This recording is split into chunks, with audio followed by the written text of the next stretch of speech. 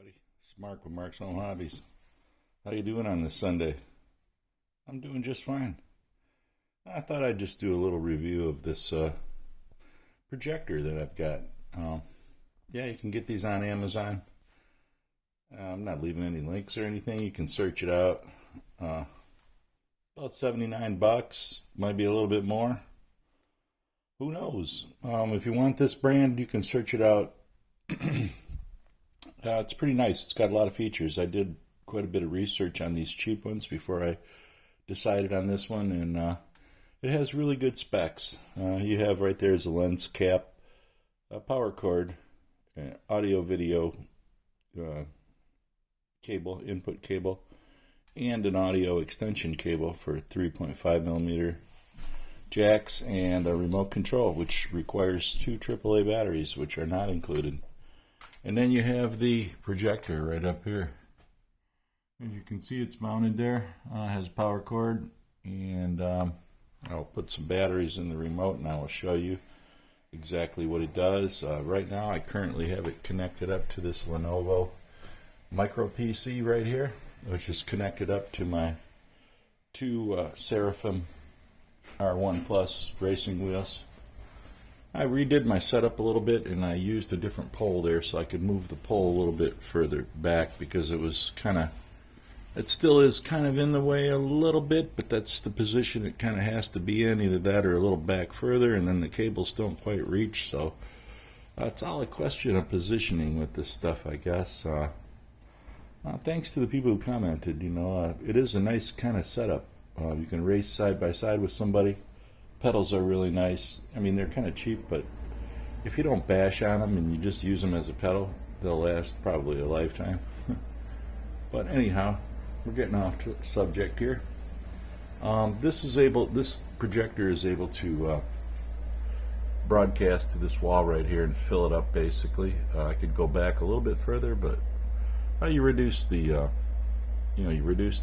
clarity and the sharpness the further you go back. So I think this is about 10 feet, probably about it for the projector. And it does support 19200 by 1080 resolution. So if you're worried about that, it does support it. I'm running it, I think it's 1270 or something like that, maybe a little bit more than that, 1440. But yeah, so I'm not running it at full HD, but it's okay for the games and the things that you want to do. You're not going to get full clarity out of this thing, so you're not going to be wanting to, run your computer through it unless you're closer to the wall or you got a really nice, good painted wall. I plan on repainting this wall down here shortly, so I'm trying to get all this set up to where I know where it goes, and then I can take it all apart, dismantle it, paint everything, fix it, and then put it back together the proper way. Yeah, so that's how we're doing it. Anyways, this is the projector setup that I'm using right here, and I'm going to show you shortly how it all ties in with that and with that right there projector. You can see I got a little flat screen back there. Thinking about moving that over there in the corner, right over there, as a kind of remote billboard or something for the lap counting system. And maybe I'll take that blue sheet off of there. I don't know. I was going to do something with that, but I don't know how good it's going to work, so I may end up getting rid of it, just like I did on this side here. Also may end up moving this whole setup right over this way just a little bit and get rid of these doors and all this stuff that I'm storing over here, because I got the ceiling height right here. So I do have another place in the basement that has that ceiling height, so I may move these doors over there, get rid of all this junk photography equipment over here that I'm not really using, and then that way I can move the whole racing setup over this way, and this light right here will be which I'm going to replace, will be centered right over the top of the whole racing thing, which will eliminate the need for that overhead light right there and all the wiring and stuff that goes with it, because that can be recessed up into here.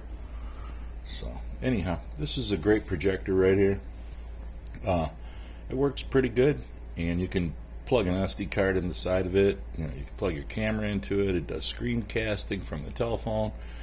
I don't know if it does Call of Duty and all that, so don't ask me that kind of question, because I don't know if it'll screencast out of a game. But I know you can screencast, you know, whatever's on the phone, basically, so within reason. I know that's a feature that a lot of people want, screencasting Call of Duty and games and stuff. I don't know if it'll do that. I haven't tried it. It is a pretty full-featured projector, though. You got to realize that it's a cheap projector, though. You know, you're not going to get maximum clarity, nor will you get maximum life out of it as some of the other projectors. But I think with a little care and, you know, upkeep and not using it every single day, it should last 10 years. I'm thinking at least. And nice little soft carrying case to put it all in there, so if you want to transport it and put it in your backyard and have backyard movies, you can do that. You'd have to buy a screen, of course, or if your house is painted white, you could show it on the side of your house. Yeah, you could rig something up, I'm sure. You guys are pretty talented, you're pretty smart and resourceful too. You're also very good looking, so good looking crowd. Anyways, I hope you like this interview, and I'll be showing you some more videos on this whole setup right over here, working through this projector, showing up right onto this wall right here in my next video. So if you're not a subscriber, click the bell, subscribe. You want to see the next video, and I'll show you some real racing. How about that? It's Mark with Mark's Home Hobbies. Have a nice Sunday.